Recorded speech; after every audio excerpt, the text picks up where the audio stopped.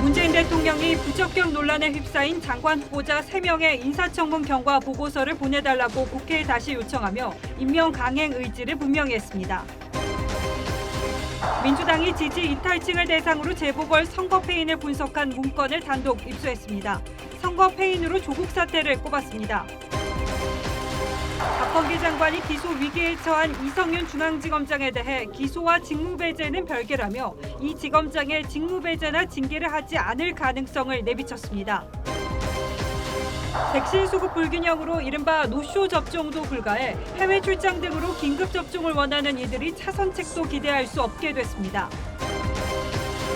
영세서민을 노린 중고차 매매 사기단이 검거됐습니다. 이들은 문신을 드러내며 강매했는데 이 과정에서 60대 기초생활수급자가 극단적 선택을 했습니다. 코인 광풍 시대 연속기획, 오늘은 코인 사기를 당해도 피해자들이 직접 추적할 수밖에 없는 현실 취재했습니다. 경찰은 가상화폐가 제도권에 들어오지 않아 한계가 있다고 호소했습니다. 서울을 비롯한 수도권에서 아파트 청약 경쟁률이 4년 전 대비 6배 이상 오른 것으로 나타났습니다. 당첨 가점 역시 크게 올랐습니다.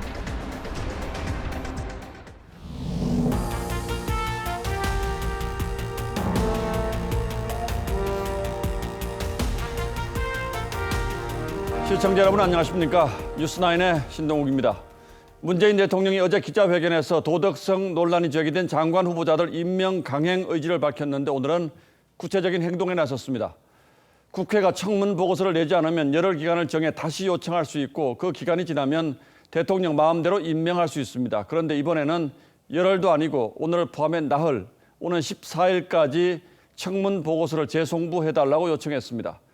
사실상 임명 강행 통보로 볼 수 있고 마지막 1년 야당에 밀리지 않고 내 갈 길을 가겠다는 선전포고로도 해석됩니다. 김보근 기자가 오늘은 먼저 보도하겠습니다. 문재인 대통령이 국회에 준 시간은 오늘을 포함해 나흘입니다.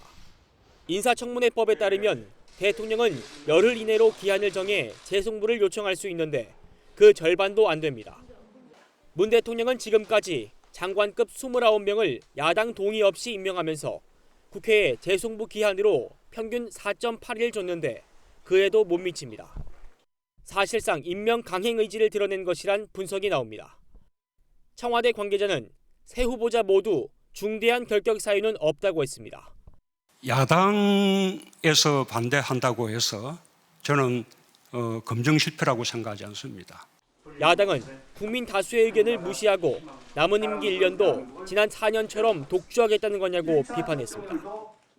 남은 1년도 눈과 귀를 막고 가겠다는 마이웨이 선언입니다.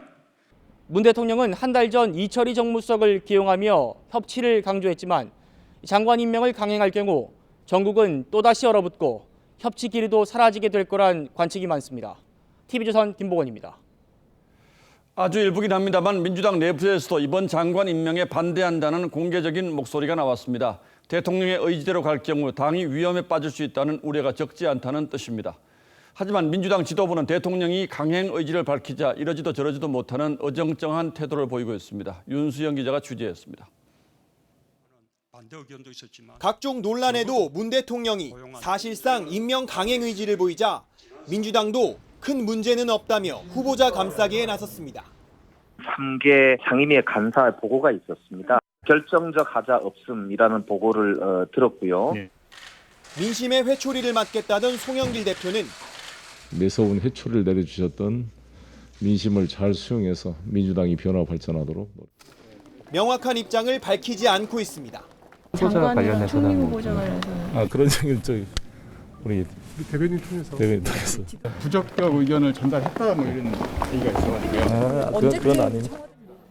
당 지도부가 주춤하자 당내에서도 쓴소리가 나왔습니다. 일부 재선 의원들은 송 대표와 만난 자리에서 대통령과는 별개로 지도부가 결단해야 한다고 요구한 것으로 전해졌습니다. 국민 눈높이 맞춰서 당에서 좀 결단을 해야 된다는 말씀도 있고. 오선의 이상민 의원은 최소한 임혜숙, 박준영 두 분은 민심에 크게 못 미친다며 장관 임명을 공개적으로 반대했고 초선인 양이원영 의원도 인사건에 대해 변명이 아닌 원칙에 맞춰서 처리하자고 했습니다. TV조선 윤수영입니다. 자, 결국 이렇게 지난 재보선 패배 이후 반짝했던 여권 내부의 자성론은 대통령의 기자회견을 계기로 뒷전으로 밀리는 분위기입니다. 대선으로 이어지는 중요한 길목에서 더 물러서면 득보다 실이 많다는 판단 때문일 겁니다. 그러나 내부적으로는 이런 상황에 대한 우려가 커지고 있는 듯합니다. 어제 열린 민주당 의총에 제출된 내부 보고서를 저희가 입수해 봤더니 선거 패배의 가장 중요한 원인을 조국 사태로 분석하고 있습니다. 특히 조국 사태를 둘러싼 민주당 내부의 상반된 시각은 매우 주의 깊게 볼 필요가 있습니다. 최지원 기자가 보도합니다. 민주당 기동민 서울시당 위원장이 어제 비공개 의총에서 의원들에게 돌린 내부 문건입니다. 지난 총선까지 여당을 지지했던 그룹을 7개로 분류해 6일 동안 심층 면접 인터뷰를 진행한 내용입니다. 이 중 재보궐선거 때 민주당 지지를 철회하고 오세훈 후보를 찍은 이들은 주된 이유로 조국 사태를 꼽았습니다. 한 20대 여성은 현 정권의 위선을 제대로 보여줬다고 했고 고3 딸을 둔 40대 여성은 부모로서 실망감과 박탈감을 느꼈다고 했습니다. 아직 민주당을 지지하고 있다는 그룹에서조차 조국 사태 때 잘못을 인정하고 단절했어야 한다고 지적했습니다. 조국 사태는 이미 총선 때 심판받았다는 친문 의원들의 생각과는 분명한 차이가 있습니다.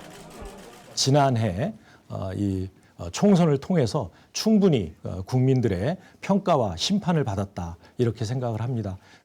검찰개혁에 대해선 적폐가 적폐를 때려잡겠다는 것으로밖에 안 보인다. 오히려 검찰이 불쌍해졌다고 생각한다는 답도 나왔습니다. 하지만 정작 의총에서 친문 의원 상당수는 관심을 갖지 않거나 불편해하는 분위기였던 것으로 알려졌습니다. 이런 가운데 서민 교수 등 시민 1,600여 명은 조국 사태로 정신적 스트레스를 받았다며 조국 전 장관을 상대로 총 16억여 원의 손해배상 청구 소송을 제기했습니다. TV조선 최지원입니다. 이런 분위기 탓인지 여권의 유력한 대선 주자인 이재명 경기지사 측이 문재인 정부와의 차별화를 시도하려는 분위기도 감지되기 시작했습니다.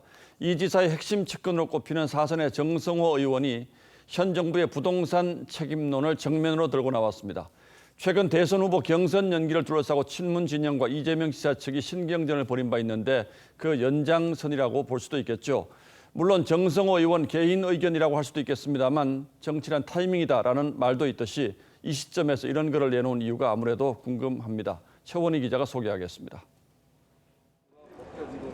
이재명 지사와 가까운 민주당 정성호 의원은 SNS에 아파트 가격은 하늘 높은 줄 모르고 청년들의 내 집 마련 꿈은 사라져가고 있다며 독선적이고 무능한 정책이 누적됐다고 정부의 부동산 정책을 정면 비판했습니다. 정 의원의 부동산 책임론은 오는 9월로 예정된 대선 후보 경선을 2달 미루자는 친문 진영의 주장과 무관치 않다는 해석이 많습니다. 이 지사도 대통령이 강조한 부동산으로 돈 벌 수 없게 하겠다는 말에 모든 답이 들어있는데 해당 관료들이 신속 성실하게 미션을 수행했는지 의문이라고 가세했습니다. 세밀하고 확실하고 완결적인 정책을 만들어서 강력하게 시행하면 부동산 불로소득이 불가능하기 때문에 대통령과 각을 세우기보단 관료 탓으로 돌렸지만 당사자인 정세균 전 총리는 발끈했습니다. 당연히 책임이 있죠. 아마 지자체에서도 할 수 있는 일이 많이 있었을 거예요. 이낙연 전 대표는 책임이 없다고 하면 안 된다며 확전은 자제했습니다. 여권 주자 간 충돌을 피해왔던 이 지사가 현 정부와 각 세우기에 시동을 걸면서 여권의 차기 주자 간 신경전도 가열될 전망입니다. TV조선 최원입니다. 국민의힘 새 대표 경선 열기도 뜨거워지고 있습니다. 주호영 전 원내대표가 출마를 선언한 데 이어서 나경원 전 의원, 김원혜 의원도 출마 의지를 굳힌 것으로 알려졌습니다. 대선 후보가 선출되면 사실상 큰 의미는 없는 대표 자리지만 거기까지 이르는 과정에 영향력을 미칠 수 있다는 점에서 너도 나도 적임자를 자처하고 있습니다. 박경준 기자가 취재했습니다. 나경원 전 의원이 장고를 마치고 이번 주말이나 다음 주 초 당대표 도전을 선언할 예정입니다. 나 전 의원은 서울시장 후보 경선에서 졌지만 당대표 여론조사에서 선두를 달리고 있고 수도권 출신이라는 상대적 강점이 있습니다. 다만 올드보이 이미지를 어떤 명분으로 털어낼지가 관심입니다. 초선 김은혜 의원도 출마 의사를 굳혔습니다. 김 의원은 재보선 이후 당에 머물렀던 국민의 시선이 멀어지고 있다면서 쉽지 않은 길임은 알지만 역할을 찾겠다고 밝혔습니다. 당권 주자가 최대 10명에 달할 것으로 예상되는 가운데 김종인 전 위원장의 배후 지원 여부가 쟁점으로 부상하고 있습니다. 김종인 비대위원장이 자꾸만 외부에서 갈등을 빚는 발언들을 하시는 것은 썩 좋은 모습이 아닌 것 같습니다. 김웅 의원은 김 전 위원장을 만나는 장면을 공개해 당내에서 비판을 받기도 했습니다. 윤석열 전 총장과의 접점을 강조하는 윤석열 마케팅도 변수로 꼽힙니다. 당 밖에 계신 많은 분들이 국민의 힘이라는 플랫폼을 통해서 정치적 목표를 이룰 것이라고 확신하고 있기 때문에 새 인물 참여를 독려하기 위해 당원 투표 70%, 여론조사 30%인 경선룰을 조정하자는 의견도 있지만 당 선관위는 사실상 개정은 어렵다는 뜻을 밝혔습니다. TV조선 박경준입니다. 예, 지금 우리가 보고 있는 인사청문회는 노무현 정부 때 처음 시작된 겁니다. 취지는 좋습니다만 시간이 흐르면서 지나친 정치 공방의 장으로 변했고 신상 털기 때문에 좋은 후보자들이 공직에 나서길 꺼리는 분위기가 형성된 것도 사실이죠. 그래서 지금의 인사청문회 제도는 반드시 바뀌어야 합니다. 문재인 대통령도 어제 이 문제를 지적했습니다. 그러나 문제를 지적하기 위해서는 우리 편이 공격당할 때가 아닌 우리가 공격할 때 하는 게 훨씬 더 설득력이 있습니다. 이 점에서 대통령의 어제 하소연이 왜 허망하게 들렸는지 오늘의 포커스를 마쳤습니다. 국회 인사청문 보고서 없이 29명의 장관을 임명한 문재인 대통령은 장관의 부적격이 아니라 능력보다 흠결만 따지는 청문회가 문제라고 주장했습니다. 적어도 다음 정부는 누가 정권을 맡든 더 이렇게 유능한 사람들을 좀 발탁할 수 있게끔 도덕성 검증 부분도 중요한데 그 부분은 좀 비공개 청문회로 하고. 더불어민주당도 거들었습니다. 청문회 제도는 정말 이 상태로는 안 되는 거 아닌가. 여야는 실제로 인사청문회 제도 개선을 추진할 기회가 있었습니다. 조국 사태를 겪으며 민주당이 주도했고 인사청문 제도는 우리 국가의 미래를 위해서 반드시 개선해야 된다. 이것에 대해서 전부 다 뜻을 같이 했습니다. 지난 11월에는 야당과 TF 구성에 합의했습니다. 하지만 도덕성 검증을 비공개로 하는 대신 자료 제출을 의무화하자고 국민의힘이 제안하면서 논의는 더 이상 진전하지 못했습니다. 그런데 이명박 박근혜 정부 당시에는 당시 여당인 한나라당, 새누리당이 인사청문회 제도 개선을 추진했습니다. 신선 허리책 인사청문 관행이 계속되는 한 어떤 인사청문회도 공직 후보자의 자질과 능력을 정확히 검증하는 자리가 될 수가 없습니다. 야당이던 새정치민주연합은 국민 알 권리 침해라며 아예 논의 대상으로도 삼지 않았습니다. 이제 인사청문회 타령은 그만했으면 합니다. 다음번 청와대의 시나리오는 어느 날 갑자기 대통령이 나오셔서 인사청문회 때문에 국정 운영을 못하겠다고. 당시 야당 대표였던 문재인 대통령도 인사청문회 제도가 아니라 청와대의 검증 실패가 문제라고 지적했습니다. 실패하고서도 아무도 책임지는 사람이 없는 청와대의 모습이 기이하게 느껴집니다. 여야가 공수만 받고 정쟁을 벌이는 사이 문재인 정부는 30명째 인사청문 보고서 없는 장관 임명을 앞두고 있습니다. 뉴스9 포커스였습니다. 대검찰청이 이성윤 서울중앙지검장을 재판에 넘기기 위한 마지막 법률 검토에 들어갔습니다. 박범계 법무부 장관에게 수사심의 결과를 보고하고 행정 절차가 마무리되는 대로 이 지검장을 기소할 예정입니다. 그 시점은 내일이 유력합니다. 하지만 박범계 장관은 이 지검장이 기소되더라도 직무에서 배제할 생각이 없다는 뜻을 밝혔습니다. 한송훈 기자가 취재했습니다. 이성윤 중앙지검장이 취재진을 피해 청사 1층으로 들어갑니다. 검찰 수사심의위원회는 어제 김학의 불법 출금 사건 관련 수사 외압 의혹을 받은 이 지검장을 재판에 넘기는 게 타당하다고 결론 내렸습니다. 출석한 심의위원 13명 중 8명이 기소 의견이었습니다. 대검은 이 지검장 기소를 위한 행정 절차에 들어갔습니다. 법조계에서는 이지검장이 기소될 경우 직위 해제나 최소한 직무 배제는 해야 한다는 의견이 나오고 있습니다. 기소된다면 당연히 직무 배제되는 것이 맞고요. 선례를 보더라도 이영렬 검사장이나 한동훈 검사장 같은 경우에도 수사 대상이 되는 경우 모두 직무 배제가 되었고.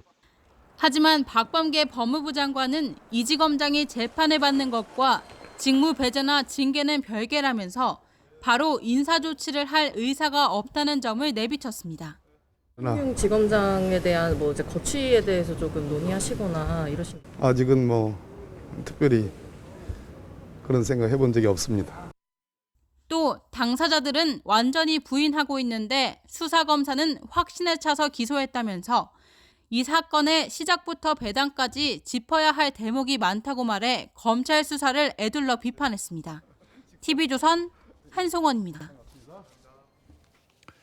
예, 보신 것처럼 박범계 장관은 일단 이지검장이 기소가 되더라도 직무 배제나 징계는 별개의 문제라고 했습니다. 해석하자면 기소가 되더라도 좀 더 지켜보겠다는 뜻이 될 겁니다. 그렇다면 이 지검장의 거취와 관련해서는 어떤 경우들이 있을 수 있는지 지금부터 따져보겠습니다. 자, 윤슬기 기자, 가능성이 높아 보이지는 않습니다만 만약 이 지검장이 사표를 내면 이런 경우에 바로 수리가 됩니까? 퇴직을 하고 싶다고 바로 그만둘 수 있는 건 아닙니다. 이성윤 서울중앙지검장이 사표를 낸다고 가정할 경우 검사징계법에 따라 박범계 법무장관은 퇴직을 희망하는 이 지검장에게 징계 사유가 있는지 여부를 대검찰청에 확인을 해야 합니다. 확인 결과 해임 면직 정직의 징계 사유가 있으면 검찰총장은 지체 없이 징계를 청구해야 합니다. 즉 징계 절차로 넘어가면 사표 수리가 안 되고 그렇지 않으면 수리가 되는 두 가지 경우로 나뉘죠. 이 지검장이 자신의 거취에 대해 밝힌 내용은 아직 없습니다. 예, 징계 여부와는 관계없이 곧 새 검찰총장이 취임하면 인사도 있을 텐데 만약 이 지검장이 사표 내지 않고 있으면 어떻게 될까요? 현재 4가지 가능성이 거론되는데요. 징계 전보 유임 승진입니다. 검사징계법엔 이 기소가 징계 사유라는 명시적인 조항은 없지만 국가공무원법 73조의 3엔 형사사건으로 기소된 자는 직위 해제할 수 있다고 되어 있습니다. 일반 공무원도 기소된 자체만으로 중징계를 받는데 검사장이 기소된다면 그 잣대는 더욱 엄격해야 하는 게 상식에 맞겠죠. 실제 2017년 이른바 돈봉투 만찬 사건이 불거졌던 이영렬 전 서울중앙지검장은 기소되기 전인 감찰과 수사 단계에서 고검 차장으로 좌천됐습니다. 2009년 금품 수수 의혹이 제기된 민유태 전 전주지검장은 기소도 되지 않았지만 수사 대상이 된 자체만으로 징계를 받고 옷을 벗었죠. 물론 본인이 혐의를 완강히 부인하고 있긴 합니다만 과거 전례들이 이런데 이 지검장이 징계도 받지 않고 유임되거나 승진되거나 이럴 가능성도 있습니까? 그런데 이 가능성을 배제할 수 없는 게 실제 이런 사례가 있기 때문인데요. 바로 한동훈 검사장에 대한 독직 폭행 혐의로 기소된 정진웅 광주지검 차장검사죠. 사건 발생 한 달 뒤인 지난해 8월 부장검사에서 차장검사로 승진을 했고 같은 해 10월 기소된 후에도 별다른 징계 없이 직을 유지하고 있습니다. 이 지검장도 이렇게 될 수 있다는 얘기가 그래서 나오는 거죠. 직위해제 안 당하겠다, 징계도 미루겠다, 그러다가 무죄를 이끌어내면 억울했던 사람이 되는 거죠. 예, 물론 최종 유무죄는 대법원에서 가리겠습니다만 현직 서울중앙지검장이 재판정에 서는 모습 이거 사실 상상하기도 어려운데 실제로 그렇게 될 가능성도 있을까요? 네, 현 정부가 검찰 개혁을 하겠다는 가장 중요한 이유는 검찰에 대한 국민들의 신뢰를 회복하겠다는 겁니다. 그런데 이런 모습을 보이면서까지 검찰 개혁을 주장할 수 있을지는 의문입니다.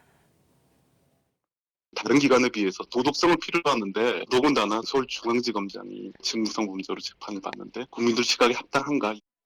예, 물론 이 말이 상식적인 말이겠습니다만 그동안 워낙 비상식적인 일들을 많이 봐서 혹시 그렇게 되지 않을 거라는 걱정이 있긴 합니다. 그렇습니다. 예, 윤슬기 기자 잘 들었습니다.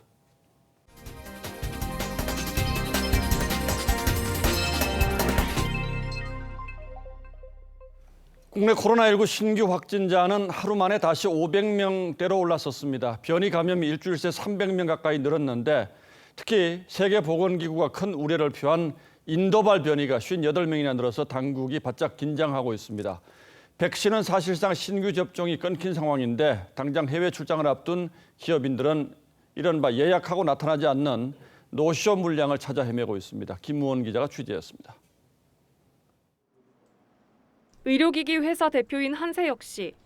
우즈베키스탄 출장을 한 달여 앞두고 백신 접종을 희망하지만 40대인 한 씨가 접종할 수 있는 방법은 노쇼 물량뿐입니다. 하지만 신청조차 어려운 상황입니다.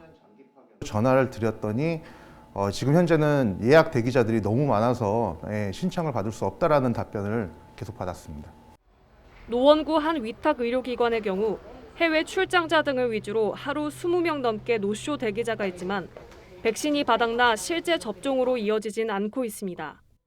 외국 이렇게 출장 같은 거 나가야 되는 분들 빨리 나달라고 저렇게 대기해 놓는 거거든요. 지난 3월부터 정부는 출국하는 기업인을 대상으로 우선 접종을 지원하고 있습니다. 하지만 최소 출국 2달 전엔 신청을 해야 해서 갑작스럽게 일정이 잡히면 이용하기 어려운 상황입니다. 모든 항공권은 다 준비하신 상태에서 접수해 주셔야 되고요. 서류가 한 달, 1차 접종 후 4주 후에 2차 접종 총 60일이 걸리세요. 정부는 내일 화이자 백신 43만 8천 회분, 오는 14일엔 국내에서 생산된 아스트라제네카 백신 723만 회분 중 일부가 도입돼 다음 주부터 접종이 다시 늘어날 것이라고 설명했습니다. TV조선 김우원입니다. 해외에서 들어오려는 사람들도 문제입니다. 정부가 지난 5일부터 내국인 접종 완료자에게는 자가격리를 면제해주고 있지만 접종률이 국내보다 월등히 높은 미국 등 해외에서 접종을 마친 사람들은 아직 자가격리 면제 대상이 아니기 때문입니다. 백신은 없고 오는 사람 가는 사람 다 막아놓아서 꼼짝달싹하지 못하고 있다는 아우성이 한계점을 향하고 있습니다. 이어서 정은혜 기자가 보도합니다. 미국 휴스턴에 사는 송경애 씨는 현지 시간 9일 화이자 백신 1차 접종을 마치고 3주 후 2차 접종을 앞두고 있습니다. 하지만 접종을 완료해도 한국에 입국하려면 2주 자가격리를 해야 합니다. 지난 5일부터 국내 접종 완료자는 격리가 면제되고 있지만 해외 접종 완료자에 대해서는 아직 지침이 없기 때문입니다. 2주면은 그 시간이 굉장하잖아요. 그걸 좀 고쳐줬으면은 교포 주민들에게 아주 큰 도움이 될 것 같아요. 중국 북경에서 자동차 부품 사업을 하는 김영재 씨도 중국의 시노백 백신 2차 접종까지 마쳤습니다. 하지만 한국에서 중국 백신 사용을 승인하지 않고 있어 추가 접종을 고려하고 있습니다. 한국 가서는 다시 맞을 수 있다면 맞을 생각입니다. 그래야만 양쪽에 다닐 때 불편하지가 않으니까. 정부는 접종증명서 발급을 각국과 협의하고 있지만 나라마다 방식이 달라 실제 도입까지는 시간이 걸릴 전망입니다. 우리나라하고 좀 왕래가 많은 나라부터 상호 인정하는 범위 그리고 상호 인정하는 방식에 대한 구체적인 절차를 마련하고 있고 유럽연합에서 접종 완료자의 국경을 개방하란 권고가 나온 가운데 국제적으로 통용되는 접종증명서 도입을 서둘러야 한다는 지적입니다. TV조선 정은혜입니다. 한 60대 남성이 중고차를 사러 갔다가 문신을 한 남성들에게 협박을 당하고 8시간 감금을 당한 끝에 사기를 당했다가 극단적 선택을 하는 일이 있었습니다. 이 사건이 알려지면서 경찰이 수사를 벌였고 결국 영세 서민을 노린 중고차 매매 사기단이 검거됐습니다. 김다루 기자가 취재했습니다. 1톤짜리 중고 트럭을 산 뒤 20일 만에 세상을 등진 A씨. 유족은 그가 마지막으로 남긴 휴대전화 메시지를 보면 분이 가시지 않습니다. 인천으로 중고차를 사러 갔던 A씨가 문신을 한 사람들에게 둘러싸인 채 알 수 없는 문서에 여러 차례 서명을 했고 심지어 8시간 동안 감금당했다는 내용이 담겼기 때문입니다. 천만에 찍었다는 거야. 이놈들이 무슨 사채빚을 또 자기한테 떠넘기지 않았나 그걸 고민을 한 거야 보니까. 그것 때문에 진짜 자기 생을 휴대전화 메시지를 단서로 수사를 벌이던 경찰은 A씨가 중고차 사기단에 시달렸던 사실을 알아냈습니다. 경찰 조사 결과 숨진 A씨는 이 트럭을 시세보다 2배 비싼 700만 원에 강제로 구매했습니다. 이들에게 당한 피해자는 지난 넉 달 동안 50여 명에 달합니다. 주로 일용 노동직이 많았고요. 중고차 싸게 살려고 하는 사람들이 좀 어려운 사람들이잖아요. 경찰은 중고차를 강매한 혐의 등으로 B씨 등 4명을 구속하고 22명을 불구속 입건했습니다. TV조선 김다로입니다. 매출이 줄자 주유기에 석유 회수 장치를 부착해서 기름을 빼돌리고 또 가짜 석유를 판 업자들이 붙잡혔습니다. 한 업자는 현장 적발되자 200km 넘게 주행량을 치는 통에 하마터면 놓칠 뻔했습니다. 신유만 기자입니다. 가짜 석유를 실은 흰색 트럭이 고속도로를 내달립니다. 갓길을 넘나들며 위험천만한 도주극을 벌입니다.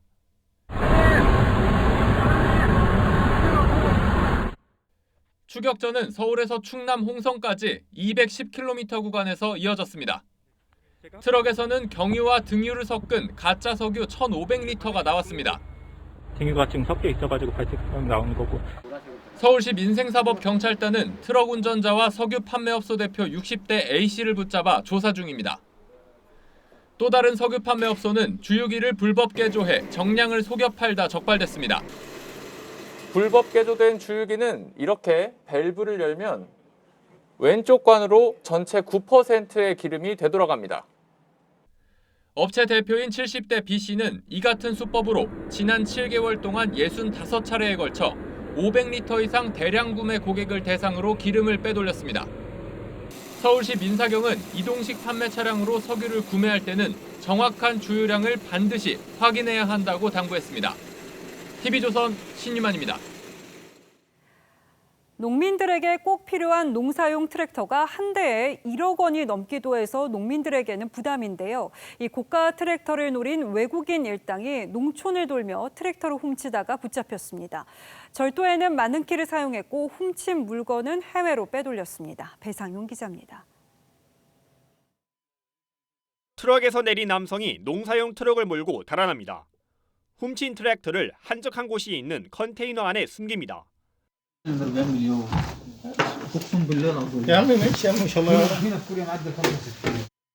지난해 11월 외국인 근로자 2명이 파주의 한 농촌에서 트랙터를 훔치는 모습입니다.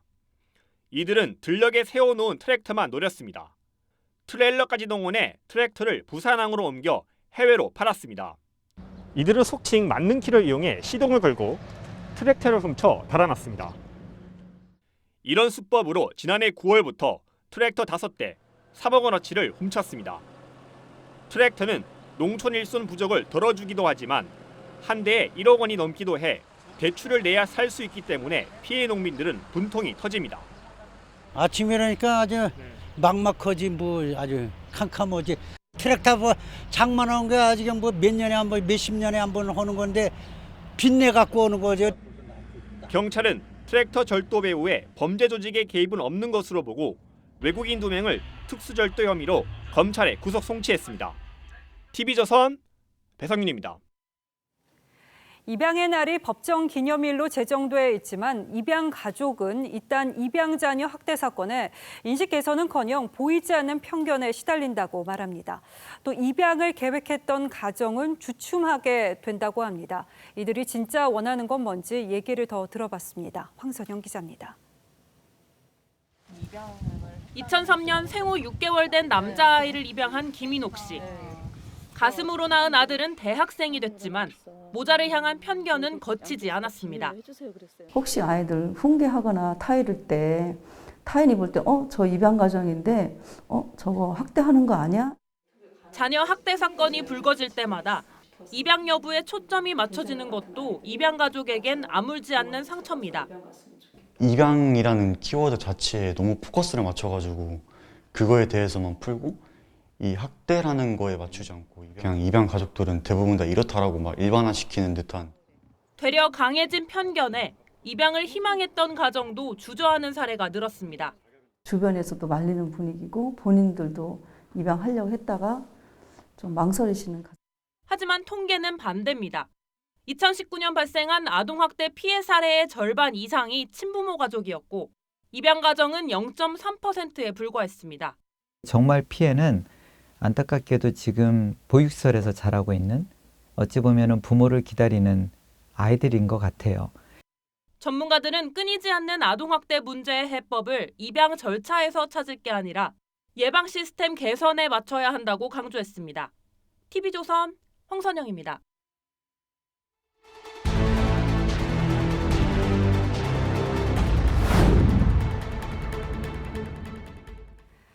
가상화폐 시장이 투기판으로 번지면서 피해자는 늘어만 가고 피해 액수는 가늠이 안 되는 수준인데요.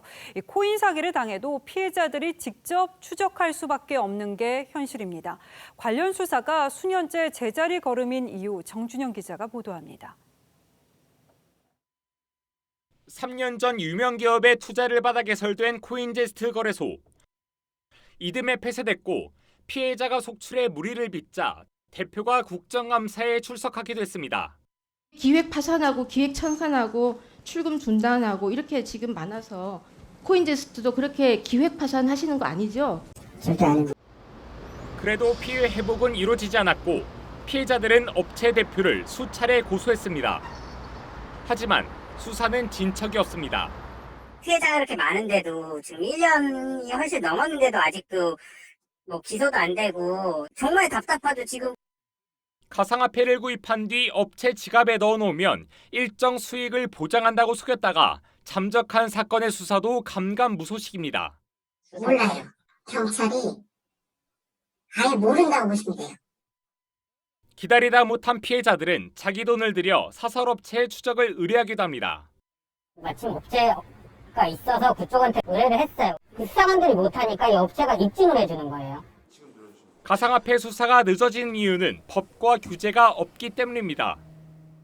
한 경찰관은 가상화폐가 제도권에 들어오지 않아 그 자체로는 범죄 성립이 어렵다며 유사수신이나 사기 등 기존 불법 행위에 적용하는데 한계가 있다고 토로했습니다. 경찰은 전담 부서를 세분화하고 추적 프로그램을 보급하겠다고 했지만 피해자들은 소 잃고 외양간 고치는 격이라며 분통을 터뜨리고 있습니다. TV조선 정준영입니다. 전기차 시대에도 SUV의 인기는 여전합니다. 이 때문에 국내외 완성차 업체가 잇따라 SUV 전기차를 내놓고 있는데요. 특히 차로 캠핑을 즐기는 고객의 욕구를 잡기 위해서 널찍한 공간과 안전성을 강조했습니다. 박상현 기자의 보도입니다. 기아가 공개한 SUV 전기차 40일 만에 사전 예약 3만 대를 모두 채워 계획보다 보름 먼저 예약 신청을 마감했습니다. 현대차가 전기차 전용 플랫폼으로 처음 선보인 차도 역시 SUV입니다. 벤츠는 소형, 중형, 대형으로 이어지는 SUV 전기차 라인업을 구성했고 폭스바겐과 아우디도 SUV 전기차로 경쟁에 뛰어들고 있습니다. 전기차 시대를 연 테슬라 역시 첫 SUV 모델을 국내에 출시했습니다. 넓은 실내 공간과 캠핑 등으로 확대된 여가 생활을 반영한 겁니다. 중형차들보다 그냥 시야가 그냥 높아서 더 좋은 것 같아요. 저는 캠핑 많이 다니는 입장인데 진짜 장점일 것 같아요. 그래도 자기 차에 전기 꽂아가지고 사용할 수 있으면 약간 그런 부분에서 별로 걱정 안 하고. 차체가 높은 SUV는 바닥에 설치된 배터리를 충격으로부터 보호하는 데 더 유리하다는 장점도 있습니다. 친환경으로 만들어내는 의무는 더 커지고 있기 때문에 전기차의 기술, 배터리 기술이 좋아지면서 무거운 SUV도 적용하기 쉽게 바뀌고 있다는. 특히 전기차 배터리는 야외에서 일반 가전제품의 에너지원이 될 수 있어 최근 유행하는 차박 바람을 타고 SUV 전기차의 인기는 계속될 전망입니다. TV조선 박상현입니다. 이 드라마나 영화 등 동영상이 한데 모여 있어서 내가 원하는 걸 골라볼 수 있는 플랫폼에는 이제 제법 익숙해졌죠. 이 웹툰, 웹소설에도 이런 플랫폼이 있는데 카카오와 네이버가 이 스타트업을 사들였습니다. IT 대기업이 웹 플랫폼 인수에 과감히 투자하는 이유가 뭘까요? 이정민 기자가 취재했습니다. 카카오가 북미권 웹소설 플랫폼 레디쉬를 우리 돈 약 5천억 원에 인수했습니다. 북미 시장에서 월 100만 명이 넘는 이용자, 만여 개의 웹소설 지적 재산권을 보유한 레디쉬의 미래 성장성을 본 겁니다. 소설의 90%가 저희가 자체 제작하고 100% 소유하고 있는 콘텐츠로 나옵니다. 굉장히 빠르게 성장을 했었고요. 재작년에 비해서는 10배 정도 성장을 했었거든요. 북미 시장 웹툰 플랫폼 타파스와 국내 패션 커머스 1위 업체 지그재그도 카카오의 품에 안겼습니다. 네이버는 월간 사용자 9,400만 명의 글로벌 웹소설 플랫폼 왓패드를 약 6,700억 원에 인수했습니다. 네이버는 전 세계에서 가장 많은 창작자와 창작물을 확보하게 됐다고 주장했습니다. 코로나 시대에 콘텐츠 이제 핫한 섹터들이 도움이 있고 지금 드라이퍼도 많은 데들이 많이 달려질 것 같아요. 국내 IT 대기업들이 스타트업을 인수하는 이유는 어느 정도 미래 가치가 검증됐기 때문입니다. 수많은 시도 중 하나 성공하는 것이 신사업인데 이미 상당한 고객을 확보하고 빠르게 성장하는 스타트업을 인수하는 것이 기회비용이 훨씬 작습니다. 지난 4월 콘텐츠 핵심 자회사의 미국 증시 상장 가능성을 언급했던 네이버와 카카오. 이번 북미 플랫폼 인수로 글로벌 웹툰과 웹소설 시장 공략을 본격화하고 있습니다. TV조선 이정민입니다. 예, 다음 뉴스입니다. 문재인 정부 출범 후 4년간 집값도 무섭게 올랐지만 서울의 새 아파트에 청약에 당첨되는 것 역시 하늘의 별 따기가 됐습니다. 청약 경쟁률과 당첨 가점이 무섭게 치솟으면서 웬만한 보통 가정은 평생 무주택이어도 당첨 가능성이 별로 없다고 합니다. 임유진 기자가 취재했습니다. 지난 3월 분양을 마친 한 아파트 건설 현장. 1순위 청약 490여 가구 모집에 7만 3천여 명이 몰렸습니다. 경쟁률 150대 1입니다. 분양가가 싸니까 분양가가 큰 게 10억대잖아요. 한 5억 정도 싸다 보시면 돼요. 최근 1년간 서울 아파트 1순위 평균 청약 경쟁률은 94대 1. 현 정부 첫 1년과 비교하면 6배 이상으로 급등했습니다. 경쟁이 뜨거워지면서 당첨 가점도 고공행진 중입니다. 서울의 최저 당첨 가점 평균은 4년 전 45.5점에서 올해 64.9점으로 올랐습니다. 웬만한 3인 가구는 평생 무주택이어도 청약 당첨이 힘들어진 겁니다. 아파트값 급상승 탓에 서민들의 주택 수요가 청약 시장 외에는 갈 곳을 잃었다는 분석입니다. 재건축 대단지 분양이 정부 규제와 조합 내부 이견으로 미뤄지면서 공급 부족 우려가 커진 것도 청약을 과열시켰습니다. 올해 서울 분양 예정 물량은 4만 5천여 가구. 하지만 1분기까지 분양된 신규 물량은 1,000여 세대에 불과합니다. 새 아파트 선호와 주택 공급 부족 우려감, 분양가 통제에 따른 시세 차익 기대감 등이 복합적으로 작용하면서 청약 시장의 과열이 심화된 것으로 보입니다. 오는 7월 시작되는 3기 신도시 사전 청약도 대기 수요가 몰리면서 경쟁률이 치솟을 것으로 전문가들은 보고 있습니다. TV조선 임유진입니다.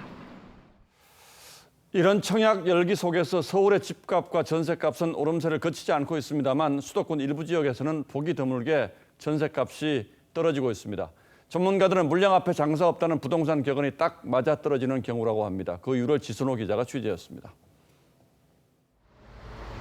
서울 흑석동의 입주 34년차 아파트 단지 650세대 가운데 전세 매물은 단 한 건입니다. 큰 길 맞은편 10년차 아파트 단지는 655세대 가운데 월세만 2건 있을 뿐 전세는 아예 없습니다. 전세가 왜 임대차 상품 때문에 서울에 다 묶여있잖아요. 그냥 간혹 하나씩 나온 건데 없죠. 당연히 없죠. 지난 한 달간 서울 전세 물량은 전국에서 가장 많이 줄었습니다. 전세 가뭄 속에 서울 전세가는 올해 들어 계속 오름세였습니다. 반면 과천은 2% 넘게 하락했습니다. 새 아파트가 4,300세대 쏟아진 데다 주요 택지 지구에 청약까지 마무리되면서 전세 수요가 줄어든 영향으로 풀이됩니다. 당첨이 됐든 떨어졌든 간에 그걸 보고 들어온 사람들은 여기 더 비싸게 이 동네 살 필요가 없죠. 안양이나 평촌으로. 1년간 만여 세대가 입주한 하남과 각각 4,000세대, 3,200세대가 공급된 성남, 수정, 분당도 올해 전세 가격이 줄곧 떨어졌습니다. 전세 시장은 수요와 공급에 의해서 시장 가격이 결정되기 때문에 전세 시장 안정을 위해서는 꾸준한 공급이 필요합니다. 하지만 아파트 입주가 마무리되고 임대차법으로 반전세나 월세 전환 매물까지 많아지면 전세 가격이 다시 반등할 수 있다고 전문가들은 진단합니다. TV조선 지선호입니다. 미국이 북한과 중국을 겨냥한 최대 규모의 군사훈련을 알래스카 인근에서 진행 중입니다. 미국은 특히 올 하반기에 실전 배치하는 극초음속 공대지 미사일에 대한 시뮬레이션 훈련도 진행했습니다. 이 미사일이 실전 배치되면 북한과 중국의 방공망을 사실상 무력화시킬 수 있다는 평가도 있습니다. 이 극초음 미사일이라는 게 어떤 건지 윤동빈 기자가 설명하겠습니다. 미 해군 항공모함에서 F-18 전투기 수십 대가 발진하는 사이 해병대 상륙 장비를 실은 공기 부양정이 해안가로 질주합니다. 지난 4일부터 열흘 동안 알래스카 인근 해역에서 진행 중인 노던 엣지 훈련엔 최신의 F-22 전투기를 포함해 군용기 250여 대, 육군 공수부대와 해병대 등 1만 5천여 명이 참가하고 있습니다. 미군이 실시하는 훈련 중 최대 규모입니다. This training in this airfield is relevant in that we are demonstrating our agile combat employment with teams from numerous bases here. 미군은 현재 개발 중인 음속 20배의 극초음속 공대지 미사일로 적 방공망을 파괴하는 시뮬레이션 훈련을 처음 실시했습니다. 음속의 5배인 중국과 러시아의 극초음속 미사일에 비해 4배가량 빨라 요격이 불가능한 게임 체인저로 평가됩니다. 부산 상공의 전투기에서 발사할 경우 평양까지 80초면 도달합니다. 미국이 구소련과의 전면전을 가상해 1975년부터 진행해온 노던 엣지 훈련에 이번에는 루즈벨트 항공모함까지 참여하면서 중국을 겨냥한 무력 과시라는 분석이 나옵니다. TV조선 윤동빈입니다. 미국 휴스턴 경찰이 긴급 수배령을 내렸는데 사람이 아니라 개인이 집에서 몰래 키우던 벵갈 호랑이입니다. 호랑이 주인은 살인 혐의로 불구속 상태에서 재판을 받고 있었습니다. 이유진 기자입니다. 주택가 마당을 호랑이 한 마리가 어슬렁거립니다. Bengal tiger, boom. 이웃에 살던 보안관이 총을 겨누고 위협해도 아랑곳하지 않습니다. 주인이 나오자 장난을 칩니다. 주인은 우선 호랑이를 집 안으로 들였지만 보안관이 돌아간 뒤 호랑이를 싣고 도망갔습니다. Which is against city ordinance to have a tiger here in the city of Houston. When HPD showed up, the owner put the tiger in a white SUV and drove off from the scene. 호랑이 주인은 빅터 쿠에바스로 하루 만에 경찰에 체포됐습니다. 쿠에바스는 살인 혐의로 불구속 상태에서 재판을 받고 있는데 이번 사안으로 보석이 취소됐습니다. But he was a little skittish, the tiger, and he didn't charge or anything. But again, it's a wild animal, so I didn't want to take any chances. 경찰은 호랑이 수배령을 내렸지만 행방이 묘연합니다. TV조선 이유진입니다. 영화 미나리를 외국어 영화상에 분류했던 78년 역사의 골든글로브가 최대 위기를 맞았습니다. 30여 년 동안 골든글로브 시상식 중계를 맡아온 미국 MBC 방송이 앞으로 중계를 하지 않겠다고 했고 할리우드 스타는 물론 할리우드 대형 제작사도 보이콧을 선언했습니다. 최윤정 기자가 보도합니다. 1996년부터 골든글로브 시상식을 중계했던 NBC가 결국 포기 카드를 꺼냈습니다. Today's announcement that NBC will not be airing the Golden Globes in 2022 is a huge bombshell. 협회 회원 중 흑인이 단 한 명도 없어 인종차별 비판이 일었고 배우 스칼렛 요한슨도 회원들에게 성차별을 당했다며 비판했습니다.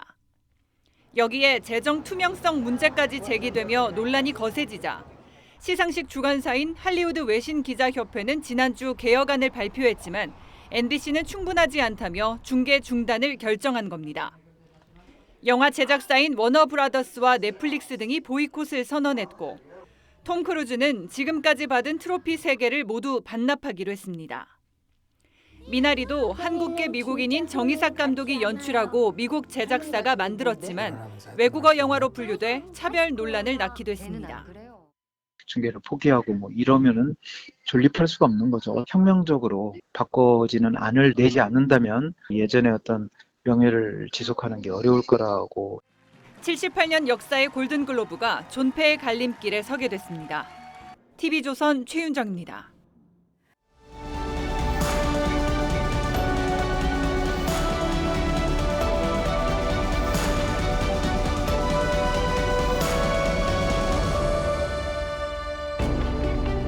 중국 공안부는 인공지능 감시 시스템 천망을 운영하고 있습니다. 작년 중반까지 이미 CCTV 2억 대를 설치해서 이렇게 행인의 나이, 성별, 옷차림까지 식별합니다.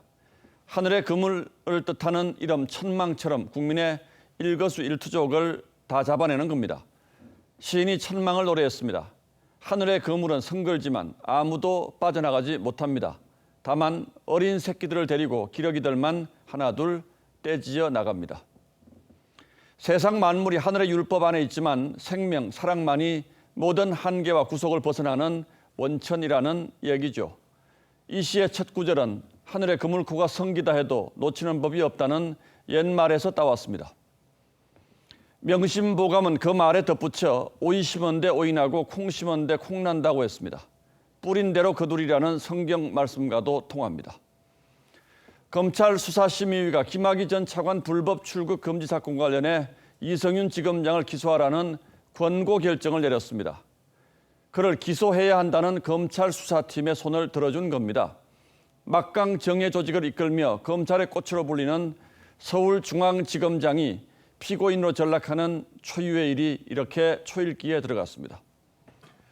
그는 기소를 피하려고 수사심의위 개최를 요청했지만 결과는 압도적인 기소 의견이었습니다. 앞서 검찰총장 추천위에서는 후보군에 들지도 못했습니다. 그는 대통령의 대학 후배로 문재인 정부 출범 후 검찰 4대 요직 중 3자리에 발탁됐습니다. 그렇게 승승장구하던 인물이 정권 말기에 연이어 낙마하고 추락하는 이유가 뭘까요? 총장 추천위는 그가 검찰 내 신망을 잃어서 조직을 이끌기 어렵다고 판단한 것으로 알려졌습니다. 한 추천위원은 자기 조직을 믿지 못하는 사람은 조직의 수장이 될 자격이 없다고 직격탄을 날렸습니다. 윤석열 총장 재임 때 그가 권력형 의혹 사건들과 관련해 어떻게 처신해 왔는지는 구태여 설명할 필요가 없을 겁니다. 그는 무슨 접선이라도 하듯 공수처장 관용차를 얻어 타고 과천청사에 몰래 들어가 공수처 조사를 받았습니다. 그러고는 수사심의위에 나가 공수처가 기소 여부를 결정해야 한다고 주장했습니다. 옛말에 덕이 있는 사람은 외롭지 않고 반드시 따르는 사람이 있다고 했습니다. 세상 모든 일은 다 자기 할 나름이고 뿌린 대로 거두기 마련입니다. 비록 그가 소신에 따라 행동했다고 하더라도 조금만 자세를 낮춰 주변을 살폈더라면 이런 수모까지 당할까 싶은 안타까움이 내내 가슴을 두드립니다. 5월 11일 앵커의 시선은 하늘의 그물이었습니다.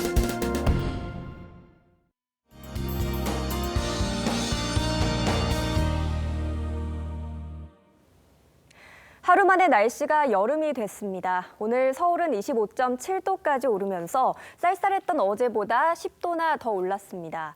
꽤 더우셨을 텐데요. 내일은 오늘보다 기온이 더 오르겠습니다. 서울은 27도를 보이면서 6월 중순만큼 덥겠습니다.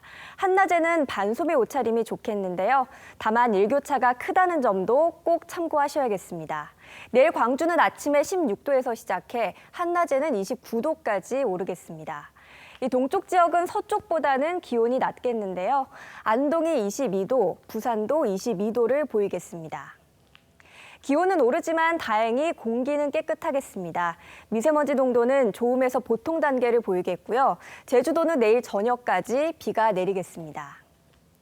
해상에서는 바람이 강하게 불겠습니다. 특히 서해와 남해, 제주 해상에는 풍랑특보가 내려진 가운데 물결이 최고 4m까지 거세게 일겠습니다. 때이른 더위는 토요일까지 이어지겠고요. 일요일에는 전국에 비가 내리겠습니다. 날씨였습니다.